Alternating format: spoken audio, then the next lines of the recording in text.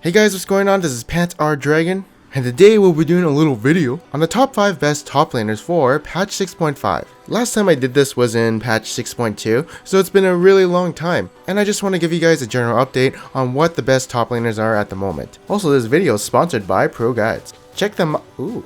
You see that? It's Trick2G, and there's Foxdrop too. But anyways, with all that being said, let us get started.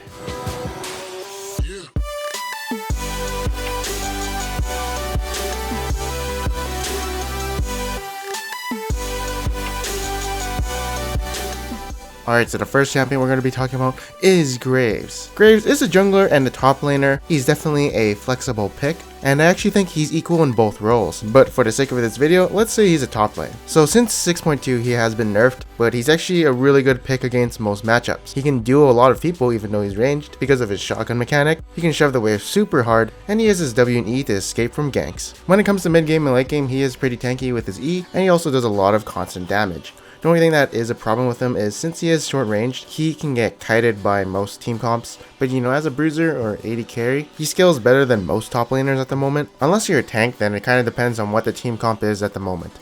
Next up is going to be Titanic Hydra Trundle. So Trundle is reappearing in the top lane again with items you wouldn't expect to see on him. You know, because you'd expect to see Blade of Ruin King and Spear Visage on him or something. But yeah, right now being a tank and a tank destroyer makes him a really good champion, and again he can reduce AD of enemies with his Q, so that's really good for him, especially in an AD meta. The only thing that might suck about him is if the enemy has no tanks, then picking him might not be a good idea. But he's definitely really good against a certain champion called Rammus, which we'll talk about later in this video. But yeah, his laning phase is really good. I mean, he goes 12-0 and 18 and gets that Undying Grasp Mastery, plus Runic Shields, which has a lot of synergy with his kit. He is a fairly easy champion. The only thing that might be a little bit hard about him is using his E to knock up enemies. But other than that, I definitely say he is a fairly good top laner at the moment. Next up, we have Poppy. So in 6.3, they nerfed her base damage a bit, and her E's cooldown is a bit higher, while her ultimate knocks up for 1 second instead of 1.5 on instant cast. But it turns out she's still a good champion because she's really tanky, still has that maximum % health damage from her Q, still offers a lot of CC, and yeah, her kit right now is really good in the meta, since she is a tank who has synergy with the masteries, and yeah, still does quite a bit of damage. There's only 2 cons about her, and that is she has bad matchups against ranged champions, and she is basically only melee. So in teamfights she can only go all in or nothing, and yeah, there's not a lot of poke coming from her at all.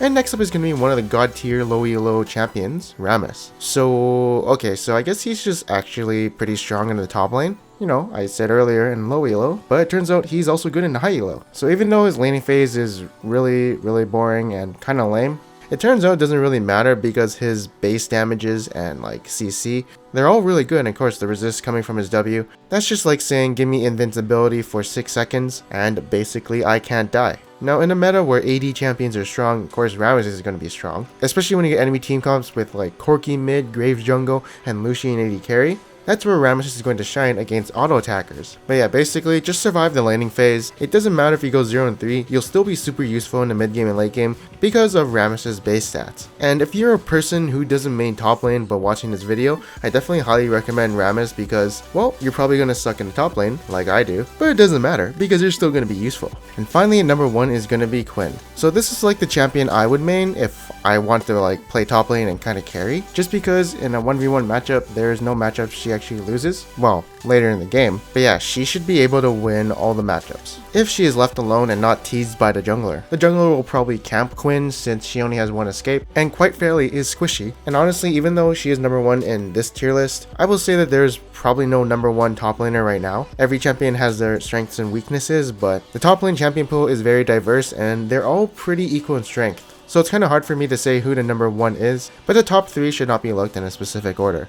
It's just those are the 3 strongest champions at the moment in top lane.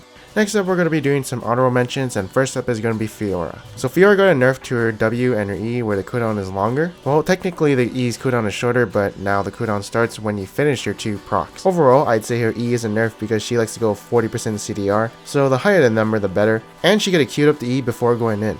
Now she can't do that to get the lower cooldown. And I actually think she's getting some nerfs on the PvE right now, so after this list is made, she's not going to be so good after they come out live. And next up is going to be Gangplank. So they nerfed the amount of gold he can gain with his parley, and now his E can only hold 3 barrels. Although it's at a 10-second cooldown instead of 14-second cooldown, you are punished very hard if you do not get the barrel combo on an enemy team, since you do not have reserves. But it's kind of funny because he is still a good champion, as if you do get that barrel combo on an enemy team, it will win you the team fight. So yeah, still a good champion, but he got nerfed a bit. Next up is going to be a champion who got nerfed 2 times on his E with the damage, and his name is Nautilus. Okay, well his E got nerfed in patch 5.13, but still counts for a damage nerf. And even though he did get a damage nerf, it doesn't matter because his kit relies a lot on CC, and he's just going to be naturally tanky, so it doesn't matter if he doesn't do a lot of damage, he still has a lot of tankiness and CC.